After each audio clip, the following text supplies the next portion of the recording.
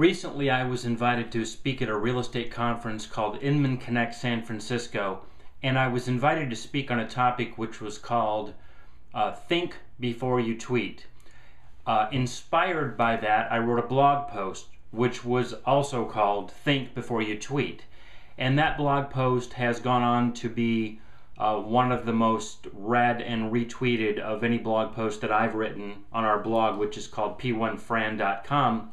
And so I thought I'd make a quick little video which sort of duplicates or mirrors that blog post and put it on YouTube just to get this message out in a different form. So that being said, here goes. There are 4 things I want to discuss with you today. The first is what I call the golden rules of Twitter. The second is what I call Twitter do's. The third is what I call Twitter don'ts. And then the last thing I want to talk to you about is the return on investment that you might be able to achieve if you follow the strategy that I'm going to share with you in just a moment. So first, let's talk about these golden rules of Twitter. The first is what I call engage or engagement. The whole key to human relationships in general, and this is of course true in social media, whether it's Twitter, Facebook, or whatever, is to have real engagement with other human beings. So if you're going into Twitter with a strategy of broadcasting or just putting out a message to the masses, you may not achieve the level of success that you might otherwise achieve if you focus more on engaging and having real conversations with people. The next thing you need to include in your Twitter strategy, or one of your golden rules, is to be intentional.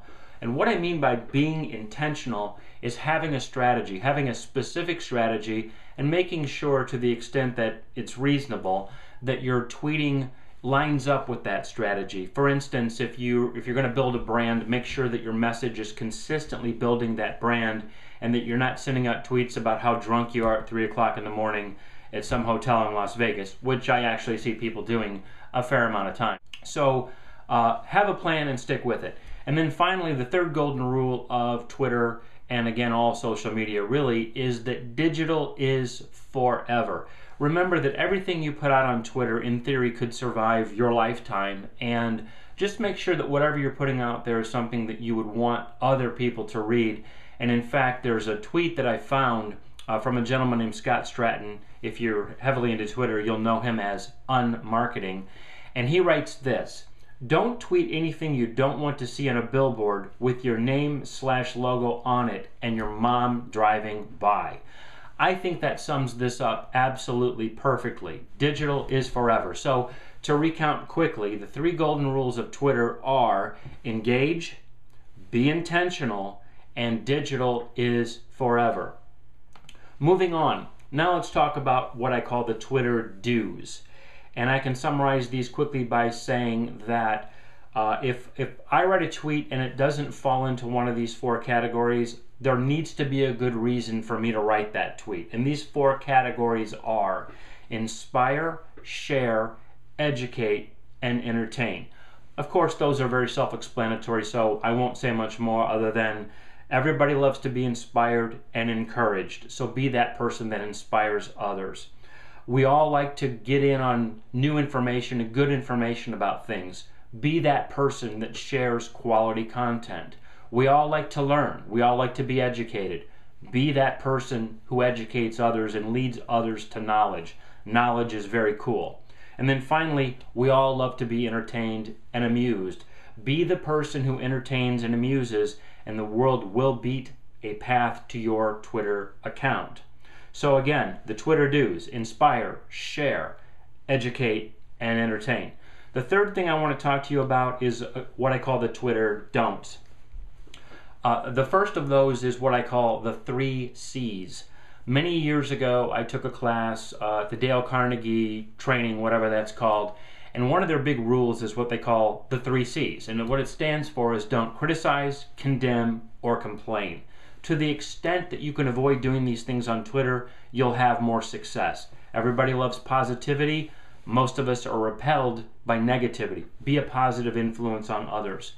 The second thing that I suggest you avoid is argument, or really what I should have said here is flaming. In other words, attacking other people. That's never appropriate, and some people do that. And if you do that, you'll find yourself not having a lot of success on Twitter. Finally, the third thing you should avoid is trivia.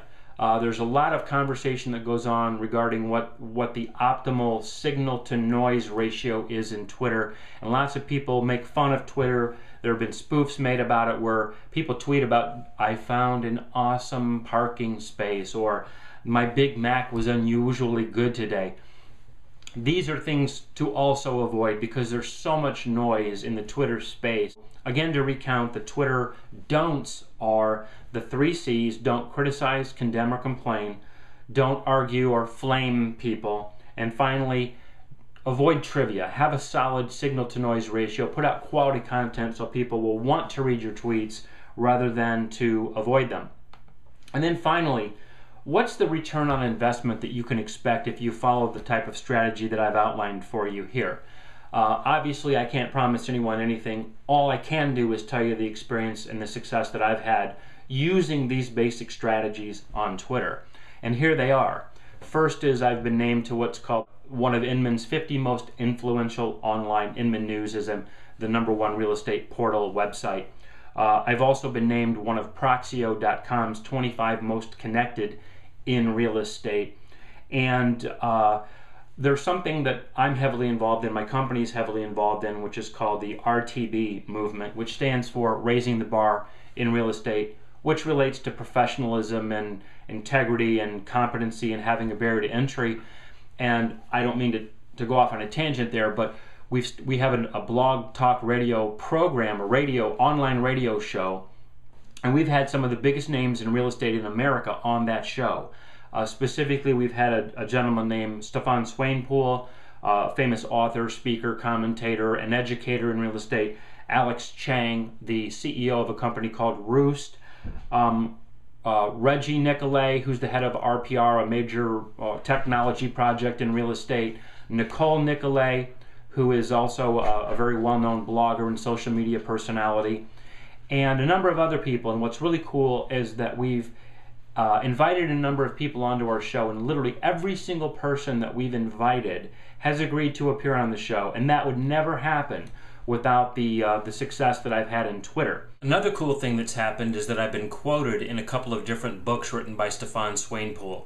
In the first instance, I'm quoted in the 2010 Trends Report, and in the second, he asked me to review his social media report, and my review of his book appears on the back cover. And finally, I would say this. The fact that I was invited to speak at Inman Connect San Francisco would have never happened any other way except through my Twitter efforts. And I've only been doing this since March 28th of 2009. So we're talking about 16 months, and we've accomplished all these things in that, what I consider to be a short period of time. And I guess the biggest thing I would tell you is that, I'm not anything special. All I did was stick to this plan, do it consistently, do it day in and day out, cultivate relationships, and Twitter just gives you this opportunity to reach people that real life, quite frankly, doesn't. It allows you to reach people globally, nationally, and all I can tell you is that it's worked for me. And finally, if you want to get a little more insight into the specifics of the success that we've enjoyed, my business partner Todd Waller and I created a video which we call Mike and Todd's Excellent Adventure, a knockoff on obviously Bill and Ted's Excellent Adventure. You can check that video out on one of our blogs, which is called p1fran.com. But we spliced together all the highlights of the things that have happened to us over these last 16 months, and we think it's pretty amazing. Again, not because we're anything special, it just underscores the power of social media and specifically Twitter. So thanks for watching this. I hope you got something out of it, and we'll see you next time.